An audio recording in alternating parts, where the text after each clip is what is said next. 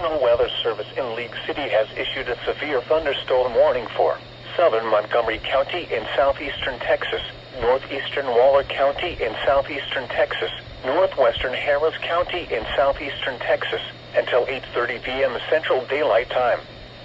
At 7:41 p.m. Central Daylight Time, severe thunderstorms were located along a line extending from near Cut and Shoot to Tomball, moving west at 10 miles per hour. Hazard, $half size hail.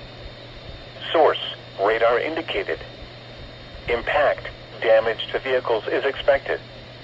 Locations impacted include Tomball, Pinehurst, The Woodlands, Oak Ridge North, Shenandoah, Stagecoach, Woodloch, The Woodlands, Pavilion, and Chateau Woods. For your protection, move to an interior room on the lowest floor of a building.